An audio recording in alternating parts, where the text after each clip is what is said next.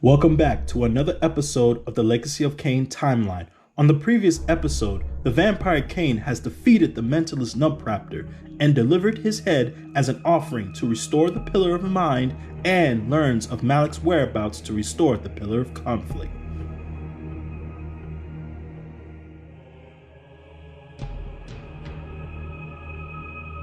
But Malik has proven himself very formidable that Kain had no choice but to retreat. But all hope was not lost, as Ariel offers Kain guidance, which will lead the vampire to the Oracle of Nosgoth, as we continue Kain's journey through his destiny and face anything that stands in his way.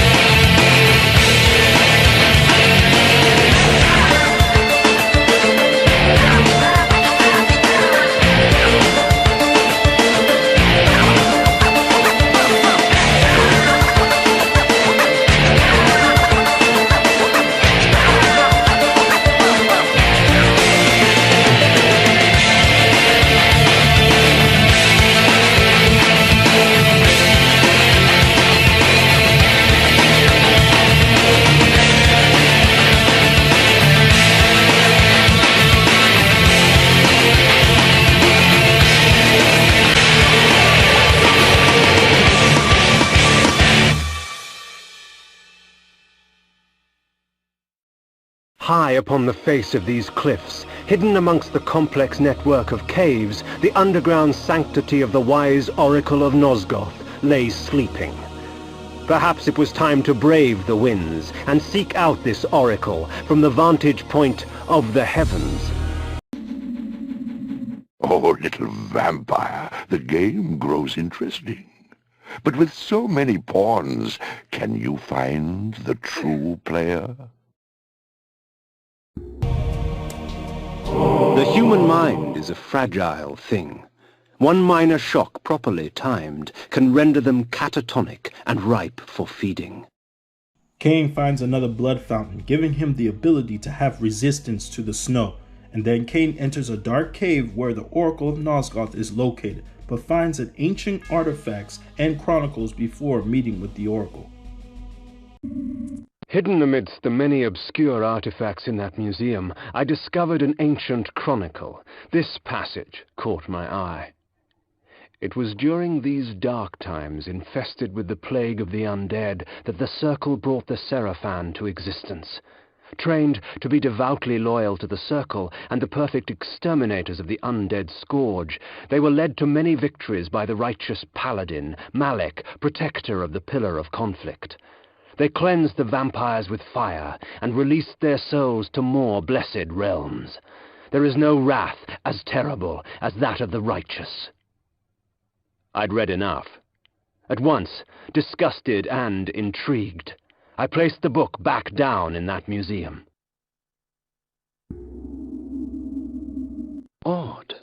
This armor resembled that of the ward and his minions, yet the steel seemed newly fashioned and untarnished by time.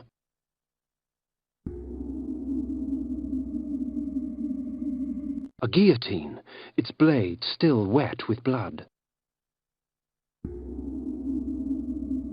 The shield was newly crafted. Its metal shone brightly in the firelight. The crest I did not recognize.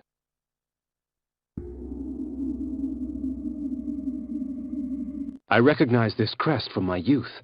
'Tis the sigil of the mighty lion of Willendorf, blood-stained and rusted upon this battered shield.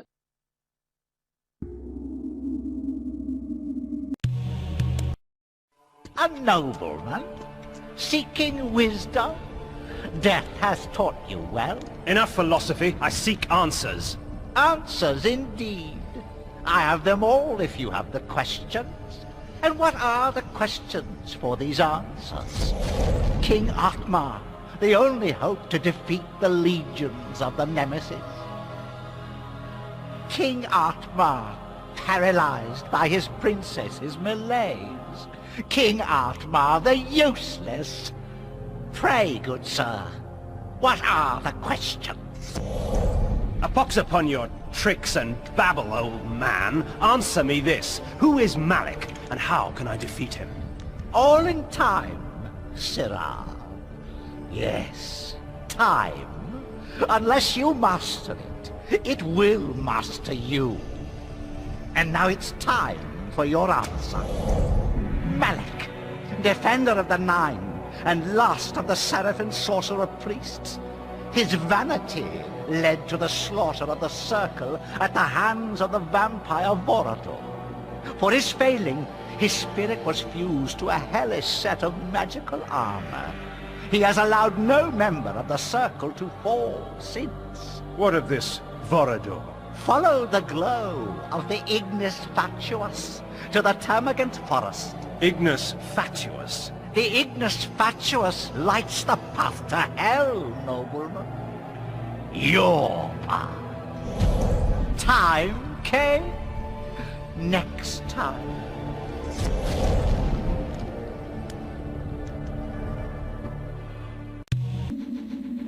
Through this magic I can stop my enemies in their tracks. Frozen in time, they can do nothing to hinder their own doom. Sometimes I draw out their fate, for the added fear sweetens their blood. This spell allows me to use blood from my own body as a weapon. When struck, my enemy's blood would flow from their bodies to fill me with life. 'Tis a risk, yet the rewards are a temptation.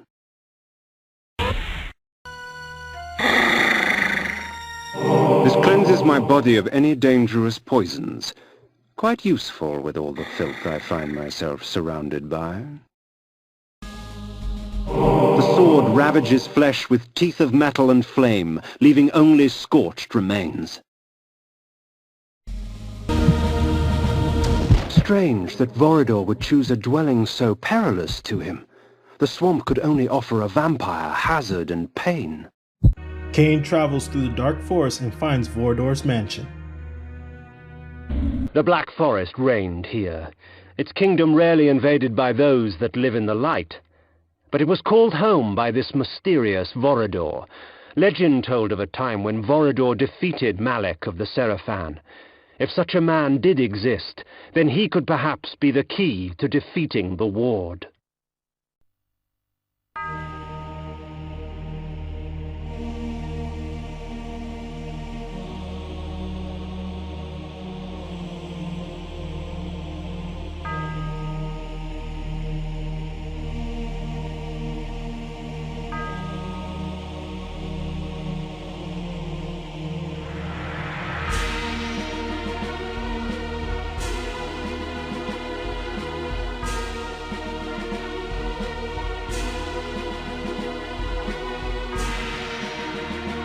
Kain finally arrives at Vorador's mansion and was very astonished by his wealthy, luxurious lifestyle, and faced different creatures and human slaves and brides that are ensnared by Vorador's abilities. But Kain used his mind control abilities in order to get certain switches to unlock hidden rooms. Kain could not help but feel more embraced with his vampiric cursed existence and abilities and see that this Vorador is more than what he expected. Their charms were almost visible through the gauze of their clothing, yet beauty such as theirs delivered only death. For these were Vorador's pets, nothing more than beasts, slave to his will and the easy prey he provided. Vampires, all of them, held in thrall by one stronger still. Kain enters into one of Vorador's torture chambers and hearing screaming victims begging for help. But Kain enjoys hearing their screams. Vorador's pantry, a vampire's feast. Like cattle awaiting slaughter, men and women dangled from the rusted hooks upon the dungeon walls. Blood and viscera frosted the dirt and stone. The abundance nearly overwhelmed me. For blood is the life. Kain drinks all of the prisoners' blood, indulging himself with such euphoria, and enjoyed watching them die and putting them out of their misery. And Kain achieves the Chaos Armor, which is an armor that will prove viable for the vampire's journey. My enemies are quite vicious, and the Chaos Armor extracts from them a heavy price for their bloodlust. The blows are meant for me, but it is their bodies that carry the wounds. Oh, to bathe in the blood of others. This spell is especially useful in the face of multiple combatants. Beware those with tainted blood. And upon the wall, scribbled in blood, were the words, Manus Celer Die. The room I had entered had but one purpose: the torture and execution of human beings for the sadistic pleasure of its engineer. Blood was splattered on every surface, coating the spikes that jutted from the walls and filming the stone floor.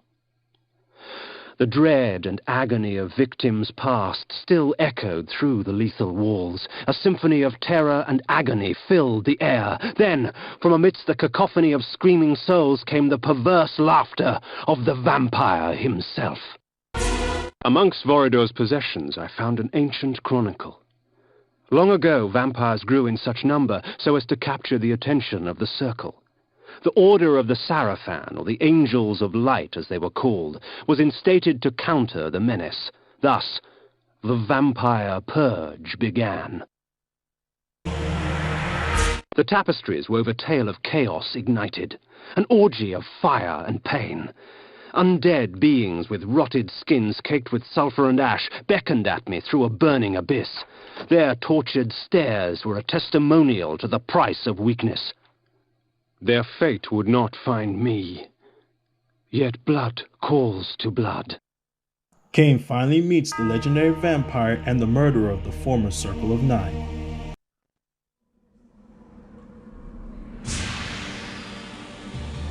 In the bowels of that black forest, I found something worse than hell. A vision of what I was becoming. It's not often I see one of our own, especially one as young and foolish as yourself. Nonetheless, drink. Drink deep and indulge your gift. Gift? Vorador thought my curse a blessing. That we were gods. That mortals offered their blood as sacrifice so that we could enjoy our supernatural powers. And somewhere, deep inside my new self, I knew he was right. That mortal dreams were prayers. Prayers to us, begging us for power. I pondered this as the decadent old fool prattled on about his past.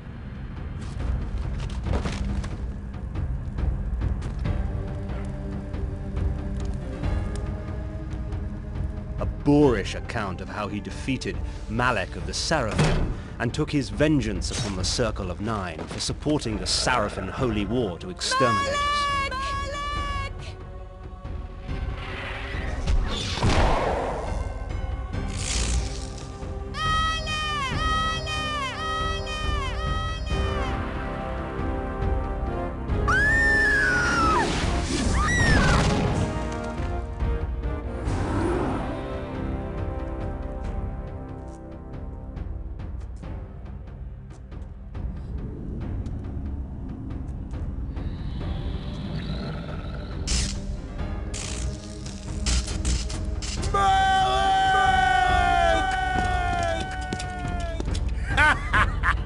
Call your dogs! They can feast on your corpses!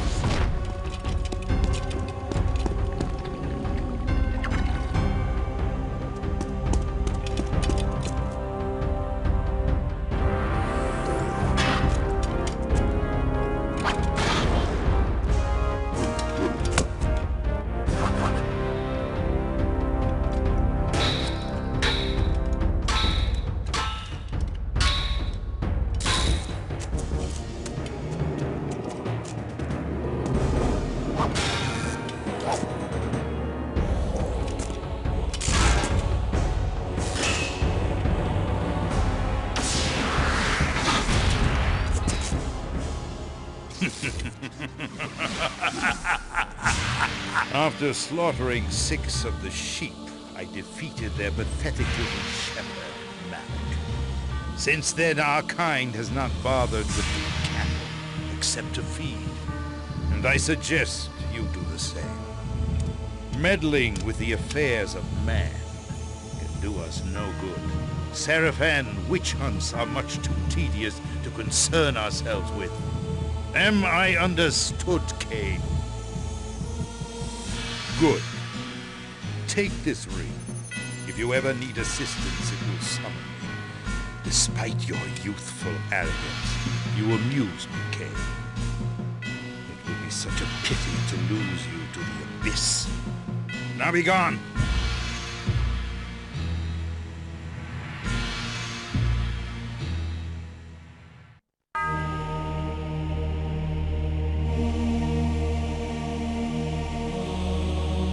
My visit with Vorador only strengthened my resolve.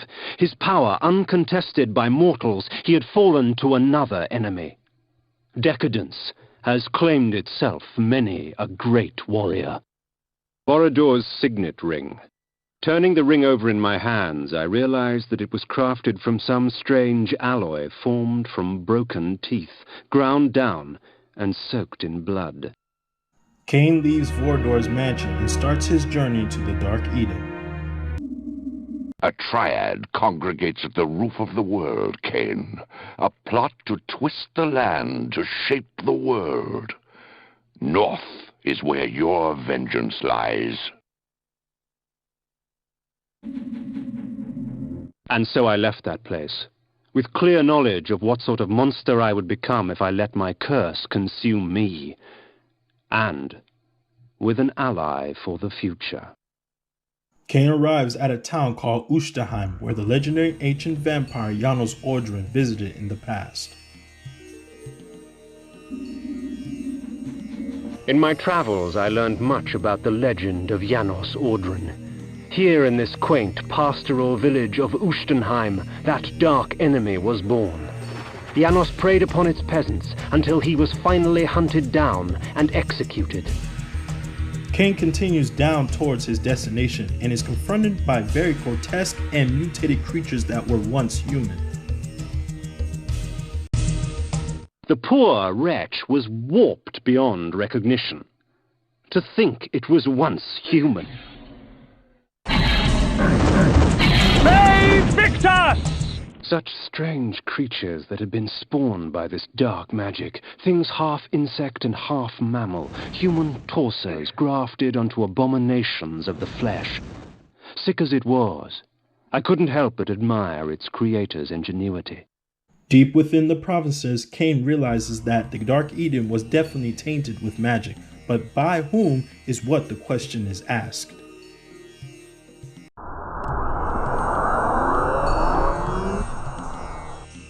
If it could be said that a land descended into madness, 'twould be an accurate account of Dark Eden. A garden of horrors, seeded with sick perversion of nature's design. I knew that this Dark Eden I had trespassed upon would continue to grow until all of Nosgoth was consumed. Magic seethed and shifted. I watched the dome of energy as it expanded, absorbing and recreating, consuming life and leaving behind only a twisted parody. I passed through the wall unharmed. It seemed the magic only preyed on things that were alive and pure, or perhaps it simply decided that I was twisted enough. A tower stood in the distance. From its apex spewed the vortex of energy that shaped the lands below. Kain enters the Dark Eden Towers and is suspected that might be more than one member of the Nine. The surface of the castle belied its interior, for it was far larger inside than out. With the powers the Circle had at its disposal, it would have been simple to distort space to accommodate this strange structure. Kain continues down in the tower, fighting more abominations of whoever the creator is, and enters a lab where all of their experiments have originated, and realizes that a member of the Nine had to be a sorcerer who created them.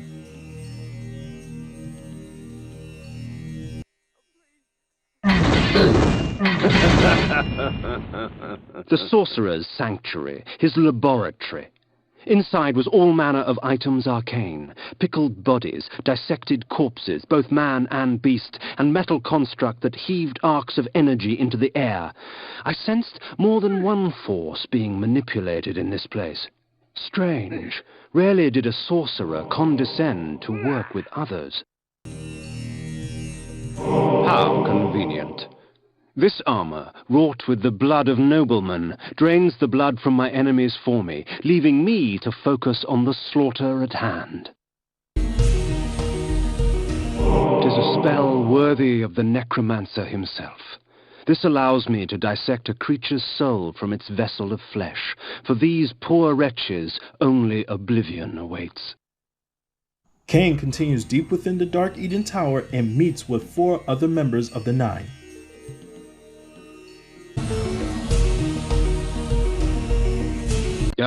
Not 1, but 3. Dejul the Energist, Bane the Druid, and Anakroth the Alchemist. How considerate of them to hasten my search. So the Scourge of the Circle has arrived! Fear him not, Bane. He is but a whelp. His soul is ours for the taking. Don't be ridiculous. Malik to our aid. Damn you, Alchemist! I had not come this far only to have my quarry escape. Vengeance. Vengeance for my eternity of suffering. Whelp! As if you knew what eternity was. Grovel before your true master! Never. I'll hack you from crotch to gizzard and feed what's left to your brides.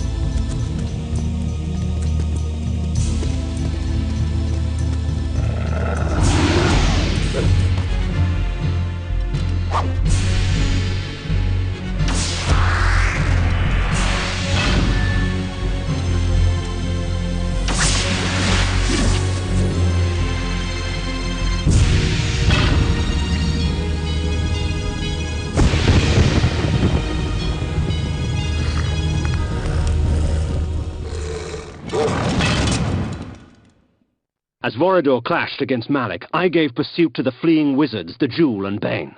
I danced their dance. When the time came, they would dance upon my sword. His magic is weak! He is an affront to nature itself! It is our duty to purify him!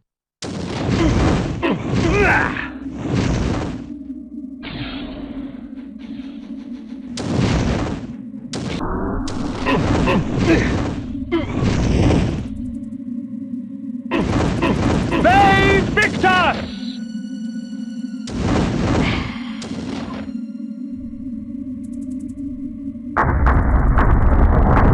The antler headdress had broken in the fight, but power still resided in its ivory form. Kain's antler headdress. The antler headdress had sustained some damage during battle. Dark cracks sullied the ivory bone. Dejul's insulating cloak. The cloak of Dejul is fashioned from a strange substance, dense yet pliant. It served to both gather and shield the sorceress from the forces of energy she commanded. The cloak was made from an alloy akin to lead, heavy and malleable, woven into fine links. The energy she controlled was stored in this garment. Kain defeated Bane and Dejul and took their artifacts, and also seized that Malik was finally put to rest by Vorador. I found Malik's helmet amongst the scattered remnants of his armor, whole and intact. Vorador had finally laid his old adversary to rest. Malek's helmet. Malek's helmet crowned with a plume of braided hair, torn from the scalps of his victims. Kain returns to the pillars to restore them with their offerings.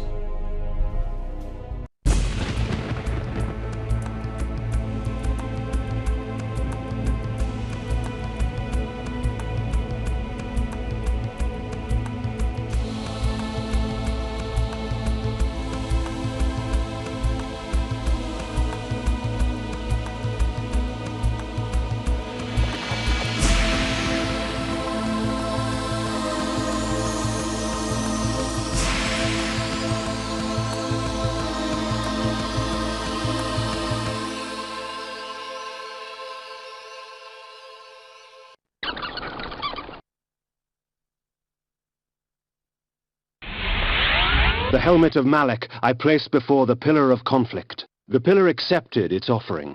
Thus it was restored. The act had taken on the feel of ritual. Isn't it strange how we must bribe our gods to stay? At the foot of the energy pillar, I set the cloak of Dejul. The pillar accepted its offering. Thus it was restored. The antler headdress of the druid bane I lay before the nature pillar. The pillar accepted its offering. Thus it was restored. You must seek Azimuth the Planar at the heart of Avernus. 3 instruments await you to aid you in your quest. But first you must rise, and you must fall, and find your salvation in between. Join me next time on the next Legacy of Kain timeline, episode 4, The Soul Reaver, where we will join Kain's next destination to the court of King Artmar and face a dangerous adversary in order to proceed further to his mission.